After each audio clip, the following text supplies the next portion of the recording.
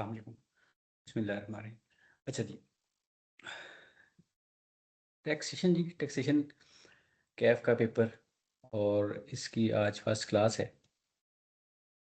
और इस क्लास में हम फॉर्मली सिलेबस स्टार्ट करने से पहले हम कुछ बेसिक एक लेमैन कैसे सोचता है टैक्स के बारे में, वो हम इस क्लास में डिस्कस करेंगे। ये इस हवाले से इम्पोर्टेंट है कि ये बेसिकली हमें थोड़ा ब्रीफ देगी कि आने वाली क्लासेस में क्या होने वाला है।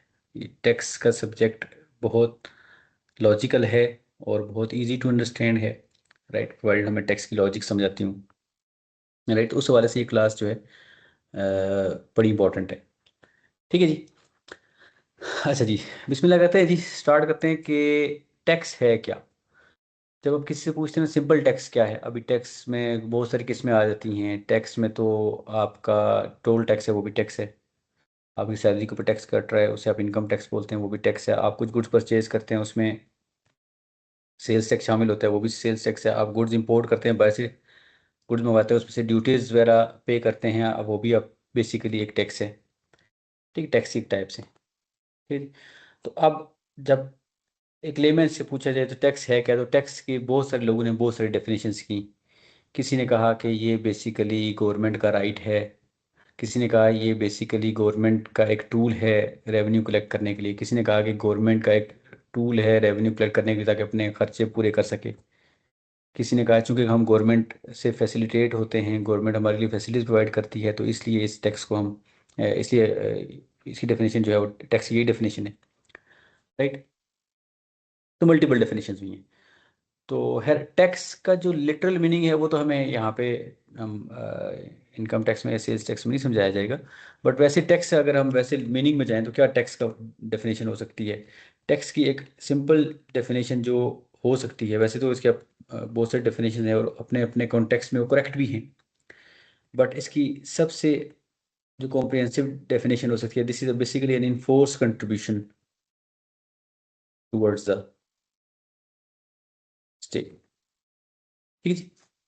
ये सिंपल बेसिक इनफोर्स कंट्रीब्यूशन है, मतलब आपको गवर्नमेंट को पे करना होगा। This is not a voluntary contribution, donation नहीं है। ठीक है जी, आपको गवर्नमेंट को पे करना पड़ेगा प्रोवाइडेड कि आपके ऊपर वो सारी कंडीशन मीट करती हूँ। इसमें आपकी मर्जी नहीं चलेगी, तो इसलिए हमसे कहते हैं इन्फोर्स है। इन्फोर्स से मुराद इन्फोर्सेबल बाय लॉ है, नहीं देंगे तो लिया जाएगा आपसे टैक्स। ठीक है जी। तो ये बेसिकली हम टैक्स की हम डेफिनेशन कर सकते हैं। बहरहाल ये अंडरस्टैंडिंग के लिए है। इसके अगेंस्ट हम ये कहें जी गवर्नमेंट हमें फैसिलिटेट करे, हमें सड़कें प्रोवाइड करे, हमें वो, इसके ऑब्जेक्टिव्स में तो हो सकता है, बट गवर्नमेंट आपसे जो अमाउंट रिसीव कर रही है उसके अगेंस्ट वो कोई आपको सर्विसेज कमिट नहीं कर रही। ठीक है, अंडरलाइन यही ऑब्जेक्टिव होता है, गवर्नमेंट जो है वो पब्लिक को सर्व करती है, बट उसमें जो आप, मैं जो टैक्स पे करूँ, फॉर एग्जांपल इनकम टैक्स पे करूँ, या आप जो ग्रोसरी परचेज करते हैं उसके ऊपर आप सेल्स टैक्स पे करें, तो उसके अगेंस्ट कोई गवर्नमेंट की कमिटमेंट नहीं है, राइट। आपके साथ कमिटमेंट नहीं है, तो इसलिए हम उसे फी नहीं कहते, इसलिए हम उसे वर्ड टैक्स का यूज करते हैं। ये बेसिकली सर्विसेज के अगेंस्ट जरूरी नहीं हो, इसलिए हम कहते हैं simple enforce contribution towards the state. ठीक है जी। अच्छा, अब टैक्स की बहुत सारी किस्में जो हमारे सिलेबस में हैं, रेलिवेंट हैं, वो इनकम टैक्स और सेल्स टैक्स है। और इन हम हमारा जो सिलेबस स्टार्ट होगा वो इनकम टैक्स से स्टार्ट होगा। ठीक है जी। और हम ये आपका चैप्टर नंबर 4 बनेगा स्टडी टैक्स का। और ये स्टडी टैक्स की जो आप क्वेश्चन जो आपकी बुक है, और वहीं से हम स्टार्ट ले रहे होंगे। अच्छा जी, तो आज हम उस चैप्टर में जाने से पहले वहाँ से एक सेक्शन लेते हैं, उस सेक्शन को एक्सप्लेन करते हैं कि ये इनकम टैक्स कैसे चलता है। अच्छा, एक तो इनकम टैक्स, अभी ये समझ लें कि इनकम के ऊपर टैक्स, यानी आप सैलरी अर्न कर रहे हैं तो आपको टैक्स उसकी बात हो रही है। आप बिजनेस कर रहे हैं, उसके ऊपर इनकम आई है आपकी, वो टैक्स। आपने कोई एसेट बेचा है, फॉर एग्जांपल आपने लैंड या बिल्डिंग बेची है, उसके ऊपर इनकम आई है, वो tax, right, so on and so fourth. तो बेसिकली अभी हम ये समझ लेते हैं कि इसका मतलब टैक्स, इनकम टैक्स का मतलब जो है वो टैक्स ऑन द इनकम है। ठीक है जी। अच्छा, ये सेक्शन 4, अच्छा, ये सेक्शन कहीं पे भी आपको याद रखने की जरूरत नहीं है, ये कॉमनली यूज होता है, इसलिए हमें याद हो जाएंगे, कुछ सेक्शन याद हो जाएंगे। हमें कॉन्सेप्ट की अंडरस्टैंडिंग होनी चाहिए, और कुछ कुछ सेक्शन हमें याद हो जाएंगे। अगर नहीं भी याद हो रहे तो इसमें कोई प्रॉब्लम नहीं है, कॉन्सेप्ट पता होना चाहिए। सेक्शन 4 ये कहता है जी income tax shall be imposed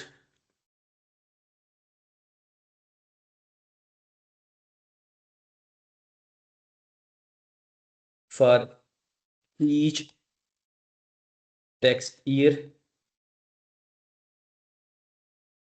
on every person who has taxable income at applicable tax rates.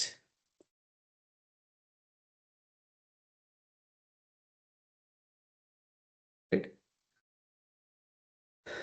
कहते जी इनकम टैक्स इम्पोज होगा जी, हर इम्पोज होगा, या ऊपर अगर आप याद हो हमने डेफिनेशन की थी, इन्फोर्स्ड की डेफिनेशन की थी, टैक्स की डेफिनेशन में इन्फोर्स्ड हमने रखा, तो वो हमने बेसिकली वर्ड यहीं से लिया था कि इम्पोज किया जाएगा हर साल के लिए, हर उस बंदे के ऊपर जिसकी टैक्सेबल इनकम होगी, और टैक्सेबल इनकम जिसकी होगी, इसका टैक्सेबल इनकम से मुराद है कि जिसकी इनकम के ऊपर टैक्स होगा, और एप्लीकेबल रेट्स रेट्स लगा के निकाला जाएगा। फॉर एग्जांपल हर साल के लिए होगा, यानी कि इसका मतलब हुआ कि पहले तो हमें पता चल गया कि इन जो कंप्यूटेशन होगी वो ईयरली होगी।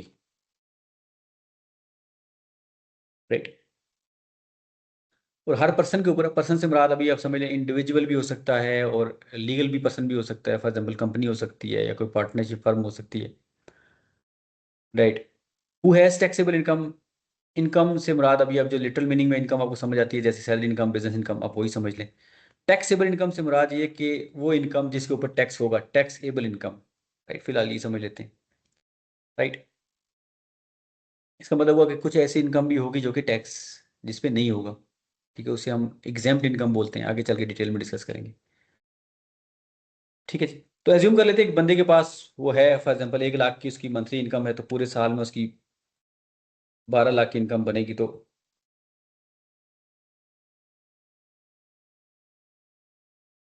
ये कहते हैं जी कि उस बंदे की सालाना इनकम के ऊपर हम देखेंगे टैक्स कितना बनेगा, ईयरली देखेंगे, नॉट मंथली। ठीक है जी। तो income tax shall be impose for each tax year on every person who has taxable income eight applicable tax rates. अच्छा, अब यहाँ से ऑनवर्ड हम ये सीखते हैं कि टैक्स वर्क कैसे करता है, इनकम टैक्स जो है ये एक्चुअली कैसे वर्क करता है। ये हमारे ऐसा किसी चैप्टर का पार्ट नहीं है, बट ये हम समझते हैं ताकि ये अगर हमें समझ आ गई तो आने वाले टाइम में हमारे पास बाकी जो टॉपिक्स हैं उनको कॉम्प्रिहेंड करना हमारे लिए रिलेटिवली इजी हो जाएगा।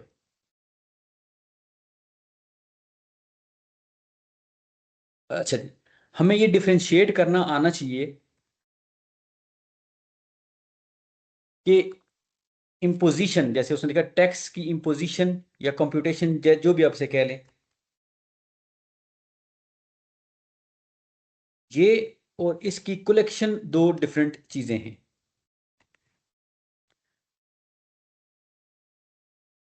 इम्पोजिशन तो अभी हमने पढ़ लिया, स्कोप ऑफ टैक्स ने कहा कि किसी भी बंदे का जिसकी टैक्सेबल इनकम बनती हो उसका आपने टैक्स कंप्यूट करना on the basis of yearly income, यानी सालाना इनकम के ऊपर आपने कंप्यूट करना है।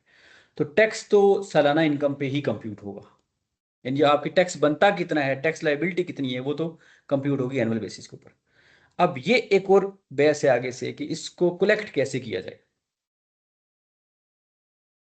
तो कलेक्शन जो है वो जरूरी नहीं है कि वो भी ईयरली बेसिस पे हो, इसलिए उसने कहा टैक्स शैल बी इम्पोज, तो इम्पोज होगा। कलेक्शन के तरीकाकार डिफरेंट हो सकते हैं, वो भी हम डिस्कस करते हैं, वो डिफरेंट होंगे। वो हो सकता है मंथली बेसिस पे भी कलेक्ट हो रहा हो सकता है ईयरली बेसिस पे भी कलेक्ट हो रहा हो सकता है ट्रांजेक्शन के ऊपर भी कलेक्शन हो रही हो। अभी हम आगे चल के उसके मल्टीपल सिनेरियोज डिस्कस करते हैं। तो बहरहाल कलेक्शन ऑफ टैक्स के टैक्स कलेक्ट कैसे किया जाएगा और इम्पोज कैसे किया है, दो डिफरेंट चीजें, और दोनों का टाइम फ्रेम डिफरेंट हो। इम्पोजिशन का तो हो गया, सालाना हो गया। हम कोई एग्जांपल लेते हैं, उससे समझने की कोशिश करते हैं। फॉर एग्जांपल एक बंदे की जी इनकम है पर मंथ, कोई भी इनकम एज्यूम कर लें, बिजनेस है या आप सैलरी इनकम जो भी आप एज्यूम करना चाहते हैं, हमें कहते हैं जी उसकी फॉर एग्जाम्पल 1 लाख रुपए इनकम है। ठीक है जी। अब इम्पोजिशन यानी कि कंप्यूटेशन कैसे होगी, फॉर एग्जांपल वो सिंपल उसने कहा है जी कि नंबर ऑफ मंथ्स आपने के साथ अपने मल्टीप्लाई करना। अच्छा, नंबर ऑफ मंथ्स जो हैं, अगर फॉर एग्जांपल उसकी यकम हम एज्यूम कर लेते हैं सालाना, क्योंकि उसने साल कहा था, अभी हम साल एज्यूम कर लेते हैं, जुलाई से जून का साल एज्यूम कर लेते हैं। और ये जो उसकी 1 लाख इनकम है ये जुलाई से शुरू हुई है, तो साल पूरा होगा जून में, तो जून में 12 महीने पूरे हो जाएंगे, तो हम इसकी इनकम कितनी बनेगी, 12 लाख इनकम बनेगी। अगर कम मंथ्स होंगे तो हम उसके कम मंथ्स से मल्टीप्लाई कर देंगे, राइट। फॉर एग्जाम्पल अगर उसकी इनकम अगस्त से स्टार्ट हुई है तो फिर हम उससे 11 से मल्टीप्लाई कर देंगे। पर ये ऐसे उसकी कंप्यूटेशन हो जाएगी। तो ये उसकी एनुअल इनकम आ गई। अच्छा, अब इम्पोजिशन कैसे होगी, उसने कहा जी इसको आप एप्लीकेबल रेट से मल्टीप्लाई कर दें। तो एप्लीकेबल जो रेट है वो आगे चल के हम पढ़ेंगे क्या होता है, लेकिन हाँ यहाँ पे चले हम अपनी आसानी के लिए एज्यूम कर लेते हैं कि 10% है।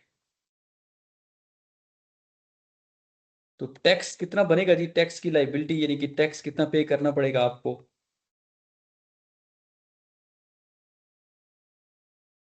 1,20,000 पे करना पड़ेगा, राइट। तो इम्पोजिशन तो यूं होगी, कंप्यूटेशन तो यूं होगी 1,20,000। तो आपने कोई लाख के ऊपर अलग से रेट लगाने की जरूरत नहीं। हालांकि अभी इस सिनेरियो को लगेगा कि लाख के ऊपर भी हम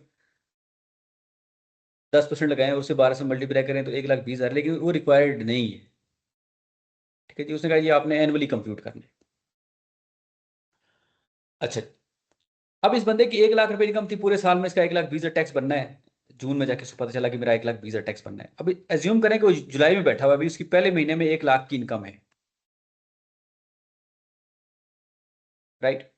तो अब सवाल ये पैदा होता है कि ये टैक्स तो लगेगा साल के ऊपर, साल कंप्लीट होने के ऊपर, यानी कि टैक्स की जो इम्पोजिशन होनी है वो तो हमने 1,20,000 कंप्यूट की। ये तो जून के महीने में जाके डिसाइड होगा जब पूरे एक्चुअली 12 महीने हो गए होंगे तो उसका 1,20 बना। अब सवाल ये होता है इसको कलेक्ट कैसे करें, ठीक है। अच्छा, अब इसमें फिर प्रॉब्लम्स आती है। अगर टैक्स पेयर से पूछा जाए तो टैक्स पेयर कहेगा कि जितना आप डिले कर सकते हैं डिले करें हम, ठीक है हम साल के एंड पे लें। टैक्स पेयर को तो इसमें बेनिफिट है कि जितना लेट जमा हो मेरा टैक्स।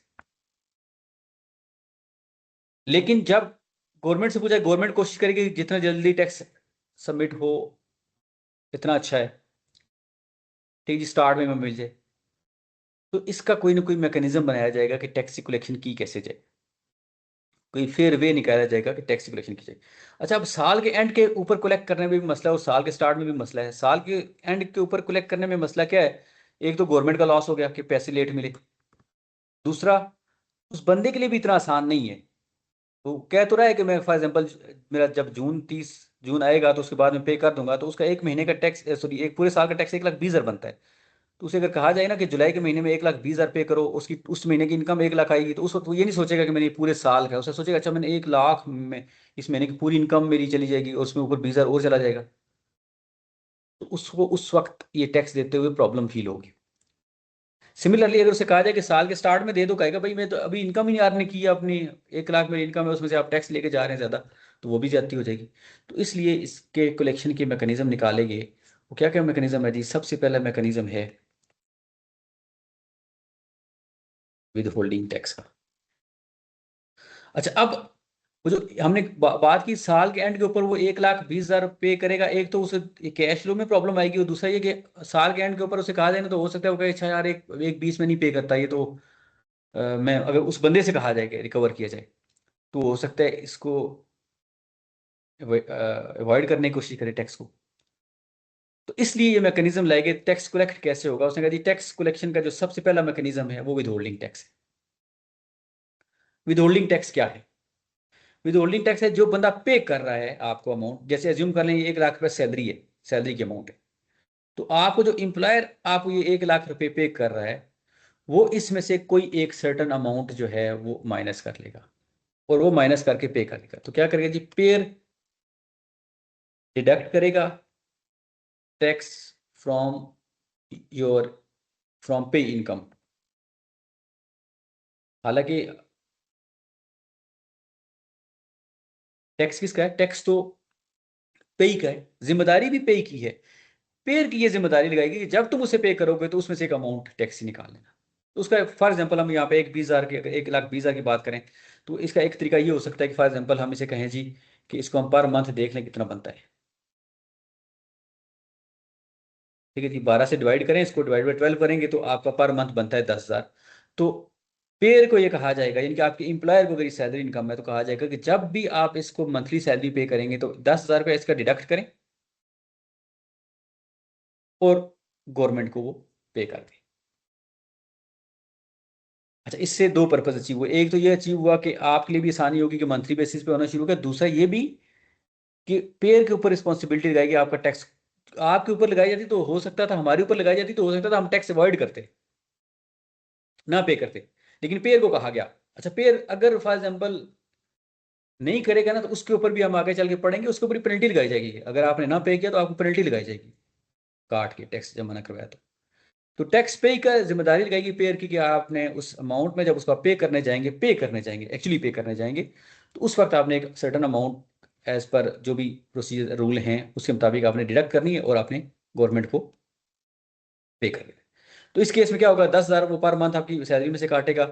तो आपने जितने महीने भी काम किया या पूरे 12 महीने काम किया तो हर महीने वो 12 12 सो 10,000 काट लेगा और टोटल 1,20,000 की अमाउंट बन जाएगी। इसमें इससे आप ये भी कैसे कन्वीनियंट भी होगा, आपके लिए भी कन्वीनियंट होगा और गवर्नमेंट को भी पैसे जो हैं वो साथ साथ मिल रहे होंगे। तो अगर आप एक याद हो तो हम एक कैनन ऑफ कन्वीनियंस पढ़ते थे इकोनॉमिक्स में कि टैक्स उस वक्त लगाना चाहिए जब वो उसके लिए कन्वीनियंट हो। तो किसी के लिए कन्वीनियंट क्या है, जब उसका अमाउंट पे कर रहे हैं आप उस वक्त उसका टैक्स ले रहे हैं। ठीक है जी। अब ये जो मंथली बेसिस पे कलेक्शन होना शुरू हो गई है, ऐसा नहीं है कि इम्पोजिशन मतलब ये कंप्यूटेशन मंथली बेसिस पे नहीं, कंप्यूटेशन एनुअल बेसिस पे ही होगी। एक्चुअल टैक्स लायबिलिटी साल के एंड पे ही डिटरमिन होनी है, लेकिन उसकी जो कलेक्शन है वो आपने देखा जैसे इस केस में मंथली बेसिस पे होगी, जब जब उसको पे करेंगे तब होगी। ठीक है जी। तो इसमें क्या करेगा जी, इसमें फॉर एग्जांपल जो सैलरी अमाउंट बनती है वो बनती है, हम सैलरी अमाउंट एज्यूम कर लेते हैं 1 लाख बनती थी। तो एम्प्लॉयर जो वो डिडक्ट करेगा टैक्स,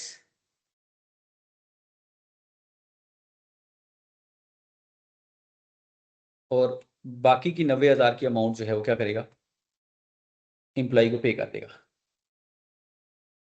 ये जो 10,000 की अमाउंट है ये पे कर देगा किसको जी, एफबीआर को। एफबीआर कौन, फेडरल बोर्ड ऑफ रेवेन्यू, जो टैक्स कलेक्ट करना है, जिसने जो एडमिनिस्ट्रेटर है टैक्स का। तो ये आपके बिहाफ के ऊपर अमाउंट टैक्स की जमा करवा के गवर्नमेंट को दे देगा और हर महीने ये काम ही ऐसे ही करेगा। ठीक है जी। अब आगे थोड़ी देर में डिस्कस करते हैं कि साल के एंड के ऊपर जब आपका सारा टैक्स काट चुका हुआ तो फिर क्या सिनेरियो बनेगा, उसमें डिस्कस कर लेते हैं। तो टैक्स की कलेक्शन कैसे होगी जी, तो एक तो हमने पढ़ लिया तरीकाकार क्या है जी, विद होल्डिंग तरीकाकार है। विद होल्डिंग क्या है जी, विद होल्डिंग नाम से विद हेल्ड कर लें, आप रोक लें। जब भी किसी को पे करें तो पेयर के ऊपर रिस्पॉन्सिबिलिटी लगाएगी कि आपने उसको पेमेंट करते वक्त टैक्स काट लेना है। ठीक है जी। ये सिर्फ सैलरी के ऊपर नहीं, बाकी के ऊपर, बिजनेस के ऊपर भी होगा, हर ट्रांजेक्शन के ऊपर हो सकता है। ठीक है जी। तो जो जो रेलिवेंट है इंशाल्लाह हम आगे चल पढ़ेंगे। तो टैक्स की कलेक्शन का जो पहला तरीकाकार है वो है विद होल्डिंग टैक्स। दूसरा तरीका क्या है जी, दूसरा तरीका है एडवांस टैक्स, भी एक मेथड हो सकता है। एडवांस टैक्स क्या है, विद होल्डिंग टैक्स तो ये था कि आपकी इनकम में से टैक्स काट लिया गया, राइट। अब एडवांस टैक्स थोड़ा सा डिफरेंट है। इस एग्जांपल लेते हैं, फॉर एग्जांपल आप टेलीफोन रिचार्ज करवाते हैं या टेलीफोन का जो मोबाइल पैकेज करवाते हैं आप, या आप इंटरनेट पैकेज करवाते हैं पिटसेल या टेल या किसी का भी। तो वहां पे आपने देखा हो तो वहां पे कुछ अमाउंट टैक्स की भी शामिल की जाती है, उसका नाम उसने एडवांस टैक्स रखा होता है। एज्यूम कर लेते हैं फॉर एग्जांपल अगर 3,000 का बिल है तो उसका ब्रेकअप देखेंगे तो कहेगा जी आपके इसमें से जो 500 है वो आपका एडवांस टैक्स है, बाकी जो है आपका बिल है चार्जेस है। इससे से आप टेलीफोन रिचार्ज करवाते हैं जब 100 रुपीज़ का, तो उसमें भी देखें उसमें भी टैक्सेस होते हैं कुछ, और भी टैक्सेस होते हैं उसमें, लेकिन एक एडवांस इनकम टैक्स की अभी हम बात कर रहे हैं। उसमें लिखा होगा जी इनकम टैक्स लिखा हुआ है, एडवांस टैक्स लिखा हुआ है, तो वो बेसिकली इनकम टैक्स है। ठीक हुई जी। अच्छा, अब ये क्या है, ये तो आप एक खर्चा कर रहे हैं बेसिकली, आपने मोबाइल जब रिचार्ज करवाया या इंटरनेट का पैकेज तो आपने एक ट्रांजैक्शन की, एक्सपेंडिचर किया और उसके ऊपर आपसे टैक्स ले लिया गया, इसलिए इसका नाम एडवांस है। यानी एडवांस में आपसे ले लिया गया, उसका नाम विद होल्डिंग था, यानी कि जब आपको इनकम मिली तो उस वक्त रोक लिया उसको टैक्स को और वो पे कर दिया, this is with holding tax. Advance tax क्या है कि आप खर्चे कर रहे हैं, एक्सपेंडिचर्स कर रहे हैं कुछ सर्टन, और उसमें आपसे, हालांकि एक्सपेंडिचर के ऊपर तो नहीं होना चाहिए टैक्स, राइट, टैक्स तो हमने पढ़ा हुआ इनकम के ऊपर होता है, लेकिन ये कलेक्शन के तरीकाकार है, ये डिफरेंट है फ्रॉम इम्पोजिशन। हम ये नहीं कह सकते कि इस जो हमने एक्सपेंडिचर है इसके ऊपर टैक्स है। ये बेसिकली उसने आपकी इनकम टैक्स को कलेक्ट करने के तरीके रखे हुए। ठीक है जी। तो क्या करेगा जी, उस 3,000 के बिल में, अब जब फिर से आपको 3,000 आपसे लेगा तो क्या करेगा, 5 रुपया आपके बिहाफ के ऊपर गवर्नमेंट को जमा करवा देगा। ठीक है जी, उसे बोलते हैं एडवांस टैक्स। ये ट्रांजेक्शन्स के ऊपर, एक्सपेंडिचर्स के ऊपर जो टैक्सेस हमें एडवांस में चार्ज किए जा रहे होते हैं उसे एडवांस बोलते हैं। और हमारी इनकम देते वक्त हमें जब कोई काट लेता है उसे हम विथहोल्डिंग टैक्स बोलते हैं। ठीक है जी। तो ये टैक्सेस काट के हमारे पास चार्ज हो गया हमें। उसके बाद जी, तीसरा तरीकाकार क्या हो सकता है, तीसरा वे हो सकता है कि आपने at the time of filing of return,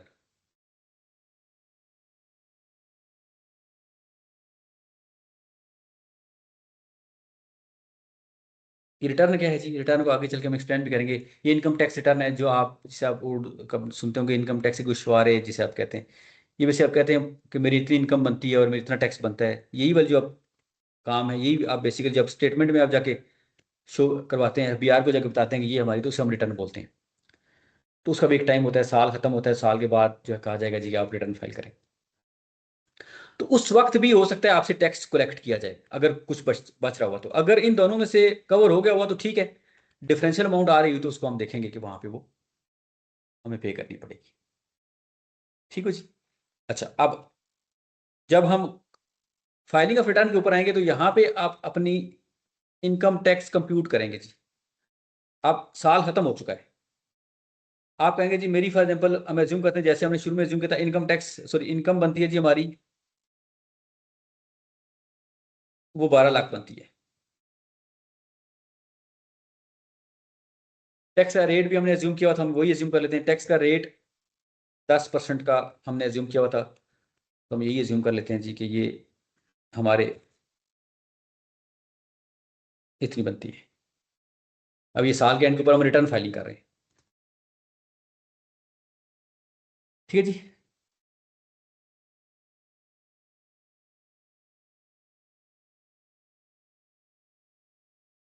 तो ये हमारी टैक्स लाइबिलिटी बन गई। ठीक है जी। तो ये आप कह सकते हैं, ये हमने शुरू में जब एस्टिमेट किया था कि 1 लाख हमारी इनकम है तो हम पूरे 12 महीने काम करेंगे, 12 लाख तो 10% बनेगा, 1,20,000, तो हमें साल के एंड के कहते हैं जैसे हमने एज्यूम किया था वैसे ही हुआ। राइट। और 12 लाख की इनकम थी हमारी, 10% उस पर रेट लगा और हमने 1,20,000 उस पर टैक्स लाइबिलिटी हमारी बन गई। ठीक है जी। अब इसमें से आप जो ऑलरेडी आपके टैक्सेस हैं, जैसे विद होल्डिंग टैक्स है, वो आप माइनस करेंगे जी। कितना होगा जी, हम एज्यूम करते हैं हर महीने 10-10 हज़ार कटता रहा और पूरे 12 महीने कटता रहा, तो पूरा 1,20,000 आपका कट गया टैक्स। ठीक है जी। तो इसे हम एज्यूम कर लेते हैं जी कि और कोई टैक्सेस नहीं थे, तो ये कटा और हमारे हमारे पास आ गया टैक्स, जीरो लाइबिलिटी आ गई, यानी कि जितना बनता था उतना हमने पे कर दिया, तो हमें एट द टाइम में फाइलिंग ऑफ रिटर्न जो है वो ज़्यादा और पे करने की जरूरत नहीं है। ठीक है, एक सिनेरियो ये बन सकता है, हम ऐसे केसेस बना लेते हैं।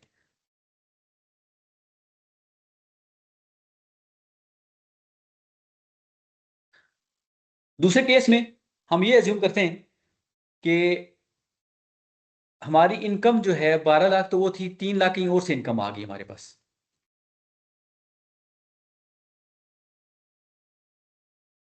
ठीक है जी, बिजनेस इनकम आ गई, उस पर टैक्स नहीं डिडक्ट हुआ, वो हमारे पास 15 लाख इनकम, या फॉर एग्जांपल हमने घर रेंट पे दिया हुआ था तो उससे भी इनकम आ गई। अच्छा, अब हमने घर रेंट पे दिया हुआ था, उससे जो 3 लाख की इनकम आई तो उसमें से टैक्स हो सकता है ना कटा हुआ हो सकता है कटा हुआ हो सकता है ना कटा हुआ, हम assume करते हैं नहीं कटा हुआ। तो जो हमारे एम्प्लॉयर को पता था वो तो उसने 12 लाख के हिसाब से काटना था, बिकॉज वो तो उतनी हमें पे कर रहा है। लेकिन जब साल के एंड के ऊपर आए तो हमने कहा यार 12 लाख की सैलरी इनकम थी, 3 लाख की जो हमारी दूसरी इनकम है, तो टोटल इनकम बन गई 15 लाख। तो हम एज्यूम कर लेते हैं फिलहाल, रेट्स आगे जाके डिस्कस करेंगे, कि 10% का ही रेट था, तो इसका मतलब क्या हुआ कि हमारी लाइबिलिटी कितनी बनेगी, 150,000 की। जब अभी कटा हुआ कितना टैक्स है एज्यूम कर लेते हैं, वही टैक्स 10-10 हज़ार पर मंथ कटता रहा, वो हमारा कटा हुआ टैक्स था। तो इस केस में हम देखेंगे तो हमारी 30,000 की टैक्स पेबल बन जाएगा।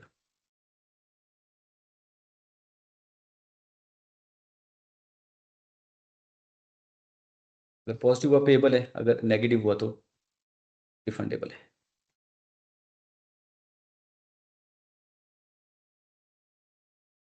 तीसरा केस करते हैं जी। For example, in tax income भी हमारी इतनी थी जी, 12 लाख की थी। टैक्स भी 1,20,000 बनता था, इसमें से जो विद होल्डिंग डिडक्ट हुआ वो भी 1,20,000 था। लेकिन कुछ और टैक्सेस भी डिडक्ट हो गए, हम जैसे एडवांस टैक्स कह लें, प्लॉट और भी होते हैं। जैसे हमने अभी एग्जांपल ली थी मोबाइल पैकेज के ऊपर, इंटरनेट पैकेज के ऊपर, इस तरह से आपके गाड़ी परचेज करते हैं उसके ऊपर भी एडवांस टैक्स आ जाता है। वो भी खर्च एक्सपेंडिचर की नेचर है, बेशक कैपिटल नेचर है एक्सपेंडिचर, बट है एक्सपेंडिचर, उसके ऊपर भी टैक्स काट सकता है। आप गाड़ी सॉरी आप प्लॉट सेल या परचेज करते हैं, उसमें आप नोट करते होंगे वहाँ पे टैक्स जाते हैं, वहाँ पे उसे भी एडवांस टैक्स बोलते हैं। तो वो कोई टैक्स कटा हुआ था, एज्यूम करते हैं जैसे हमने ऊपर एग्जांपल ली हुई, तो इसमें से 500 जो है वो टैक्स वो भी कोई कटा हुआ था। ठीक है जी, एडवांस टैक्स पहले केस में एज्यूम किया था वो नहीं कटा हुआ, इस केस में एज्यूम कर लें कि वो भी कोई एडवांस टैक्स हमें कुछ ट्रांजेक्शन के ऊपर चार्ज होगा। तो इस केस में जब हम वर्किंग करेंगे तो यहाँ पे आप देखेंगे यहाँ पे आपकी अमाउंट जो है वो नेगेटिव आ जाएगी, यानी कि आपका बनता 1,20,000 था, माइनस आपका जो हुआ है वो जो कटा हुआ है ऑलरेडी वो 1,20,500 है, कटा हुआ है इन दोनों, विद होल्डिंग वाला भी और एडवांस वाला भी, दोनों मिला के ज़्यादा कट गया। तो जो डिफरेंशियल अमाउंट है ये आपके लिए नेगेटिव अमाउंट है, ये रिफंडेबल टैक्स है। ठीक है जी, ये बेसिकली टैक्स का तरीकाकार है, जो टैक्स कैसे वर्क करता है ये बेसिकली उसकी बेस समरी है। ठीक है, इसमें अभी हम बड़ी डिटेल में डिस्कस करेंगे, ये रिफंडेबल बनता भी है नहीं बनता, ये पेबल बनता है। अच्छा, अब इस केस में जो पेबल बन रहा है ये पेबल हम गवर्नमेंट को पे करते हैं, और ये 500 का तरीकाकार क्या होगा ये हम देखेंगे क्या तरीकाकार होता है इसका, इसका क्या करना है। ठीक हो जी, तो ये कुछ पॉसिबल सिनेरियोज बन सकते हैं इस तरह से। तो अगर हम समराइज करें तो बेसिकली टैक्स क्या है, जब आप इनकम अर्न करना शुरू करते हैं तो टैक्सेशन जो है, जो टैक्स की कैलकुलेशन होनी है, जो लाइबिलिटी की कैलकुलेशन होनी है वो एनुअल बेसिस पे होनी है। ठीक है, उसमें हमारा टैक्स क्रेडिट जो है वो ईयर ही है, राइट। बट टैक्स की जो कलेक्शन है वो उसके तरीकेकार डिफरेंट हो सकते हैं, वो साथ साथ भी हो सकती है, वो एनुअल बेसिस पे भी हो सकती है, वो मंथली बेसिस पे हो सकती है, वो ट्रांजेक्शन्स के अंदर मिला के भी हो सकती है। जैसे अगर अभी आप देखें तो अपने सैलरी में से टैक्स काटता रहा मंथली बेसिस पर, मंथली बेसिस पे हो गया। हमने प्लॉट परचेज किया उस पर भी उसने टैक्स काट लिया, advance tax income tax, advance income tax काट लिया उसने, चार्ज कर लिया हमें। ठीक है जी, तो वो कलेक्शन का तरीका था। हमने टेलीफोन बिल इंटरनेट पैकेज ये करवाया, उसमें अपने टैक्स चार्ज कर लिया उसने। तो कलेक्शन के तरीकेकार डिफरेंट हो सकते हैं। ठीक है, अच्छा, अब जब साल के एंड के ऊपर आएंगे तो फिर हम क्या करेंगे, हम अपनी टैक्स लाइबिलिटी उसी तरह से जैसे कहा था सालाना बेसिस के ऊपर कंप्यूट करेंगे और उस पर रेट लगाएंगे और टैक्स लाइबिलिटी कंप्यूट करेंगे, देखेंगे ऑलरेडी कितना जमा हुआ है, डिफरेंशियल अमाउंट हम पे कर देंगे। अगर पॉजिटिव बनती हुई अगर हमारे पास नेगेटिव आती हुई तो हमारे लिए उससे हम रिफंड क्लेम कर लेंगे। ठीक है, अब वो रिफंड कैसे होता है वो आगे चल के डिस्कस करेंगे। ठीक है जी, तो ये बेसिकली हमें इसकी जो सर्कल है, जो साइकिल है, वो हमें समझ होना चाहिए कि टैक्स की इम्पोजिशन और कलेक्शन दो डिफरेंट सिनेरियोज हैं। ठीक है जी, ओके। बाकी जी इंशाल्लाह ये जो स्कोप ऑफ टैक्स में हमने टर्म्स एक्सप्लेन किए हैं, टैक्स ईयर क्या होता है, पर्सन क्या होता है, ये इनकम क्या होती है, इनकम के ऊपर कौन सी इनकम टैक्सेबल होती है, कौन सी इनकम एग्जेम्प्ट होती है, इसकी डेफिनेशंस क्या हैं, राइट, रेट्स क्या होते हैं, राइट, पर्सन कौन कौन से हैं, ये सारे जो हैं हमारे चैप्टर नंबर 4 का जो है, ये मेरी बेसिक कॉन्सेप्ट का हमारा ये टॉपिक है और इसका ये पार्ट होंगे। तो इंशाल्लाह इसको हम वहाँ पे डिटेल में डिस्कस कर रहे होंगे। अब वे फॉरवर्ड क्या है यहाँ से ऑनवर्ड, ये तो हो गया आपको ये समझ, ये तो आपको एक पूरा साइकिल बनना चाहिए कि टैक्स वर्क कैसे करता है। अब जो अब से ऑनवर्ड जो वे फॉरवर्ड है, हमने ये करना है जी, हम स्टार्ट करेंगे चैप्टर नंबर 4 से। इनकम टैक्स का बेसिकली वो चैप्टर नंबर 1 है। ठीक है जी, आपके पास स्टडी टेक्स्ट होना चाहिए, क्वेश्चन बैंक इसका आप सॉफ्ट में डाउनलोड कर लें। स्टडी टेक्स्ट अगर आप हार्ड में रखना चाहते हैं हार्ड में रख लें, जिस तरह से आप कंफर्टेबल है आप उसे रख लें।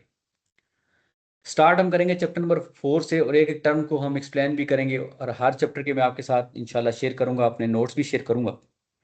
चैप्टर नंबर 4 में हमारा बड़ा क्रिटिकल टॉपिक है बेसिक, चूंकि एक लॉ है तो एक वहाँ पे हम बेसिक कॉन्सेप्ट भी पढ़ेंगे, और वहाँ पे मैं आपसे ये थोड़ा सा एक्सपेक्ट करूंगा कि उस बेसिक कॉन्सेप्ट को आपने बड़े अच्छे तरीके से ग्रैस्प भी करना है, और उसके साथ साथ आपने उस आपको देखना है कि लॉ की लैंग्वेज कैसे होती है।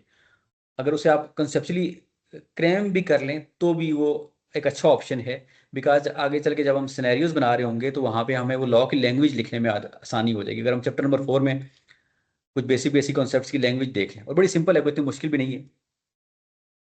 ठीक है, तो क्रैमिंग रिक्वायर्ड नहीं है यहाँ पे, कंसेप्चुअली अंडरस्टैंडिंग ही रिक्वायर्ड है। बट अगर हम थोड़ा सा इसको उस तरह से लिखने में अगर हम कर लें कि लॉ की लैंग्वेज कैसे होती है, तो हम बड़ी आसानी हो जाएगी चैप्टर नंबर 4 के कुछ टॉपिक्स को अगर हम उस तरह से कर लें।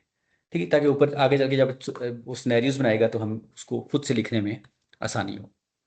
ठीक हो जी। कुछ टर्म्स होती हैं लॉ की, आपको आइडिया होना चाहिए कि जो कुछ टर्म्स है लॉ की उनको आपने ऐसे ही यूज करना है जैसे लॉ में यूज हुई हैं। ठीक है, तो हर टर्म को हर जगह पे यूज नहीं किया जा सकता। फॉर एग्जाम्पल, आप एक इंडिविजुअल जो है वो एक टर्म है और एक पर्सन एक टर्म है। अब हो सकता है इंग्लिश में दोनों टर्म्स को आप इंटरचेंजेबली यूज कर सकते हो और वहां पे मतलब ठीक निकलता हो, लेकिन यहाँ पे हम देखें जब हम इंडिविजुअल की बात करेंगे, जैसे फॉर एग्जाम्पल हम सैलरी की बात करते हैं, तो सैलरी की जब बात करते हैं तो उसके साथ हम इंडिविजुअल की सैलरी इनकम, क्योंकि इंडिविजुअल की सैलरी हो सकती है, कंपनी तो नहीं, कंपनी की सैलरी तो नहीं होगी, कंपनी सैलरी दे रही होगी, राइट। तो इसलिए हमें कुछ टर्म्स जो हैं वो यूज़ करना, खैर ये तो मुश्किल नहीं है, इंशाल्लाह हम साथ साथ जब करेंगे तो हम समझ भी आती जाएगी। तो हमने वो टर्म्स बड़ी एहतियात से यूज़ करनी है। ठीक है जी। और वंस हमारा चैप्टर 4 कंप्लीट होगा, चैप्टर 4 में हम कुछ टॉपिक्स को इंशाल्लाह डिस्कस करेंगे जो यहाँ पे रिक्वायर्ड हैं, कुछ ऐसे टॉपिक्स हैं जो आगे बिलोंग करेंगे, किसी और टॉपिक से बिलोंग कर रहे हैं, तो थोड़ा सा सीक्वेंस हम इसका थोड़ा चेंज करेंगे, और फिर इसी इसी सीक्वेंस से हम आगे चलते जाएंगे। चैप्टर 4 से ऑनवर्ड जो है, जो ये आपका सीक्वेंस होगा, आपके पास जो बुक्स होनी चाहिए वो आप ऑलरेडी डिस्कस हो चुके हैं, आपके पास स्टडी टेक्स्ट होना चाहिए, हैंडआउट्स आपको इंशाल्लाह मिल जाएंगे। ठीक है जी। और जो इसकी स्टडी, जो इसकी प्रैक्टिस है, वो हमारे पास क्वेश्चन बैंक जो है वो काफ़ी है, उसमें काफ़ी सारे पास पेपर्स मौजूद हैं, एडिशनल पास पेपर्स करना चाह रहे हैं तो वो भी आप कर सकते हैं, वो भी आपके साथ शेयर कर दिए जाएंगे। तो ये इसकी जी रिक्वायरमेंट है, और ये इसका वे फॉरवर्ड होगा। इंशाल्लाह नेक्स्ट क्लास में मिलते हैं जी। उम्मीद है आप लोगों के ये चीज़ें जो समझ आई होंगी। आप क्वेश्चंस हुए तो आप व्हाट्सएप ग्रुप बना हुआ है उसमें आप पूछें, या आप पर्सनली मेरा नंबर ले लें, वहाँ पे आप मुझसे पूछें। इंशाल्लाह बाकी फॉर्मली जो है वो चैप्टर नंबर 4 हम स्टार्ट कर रहे होंगे नेक्स्ट क्लास में। Thank you.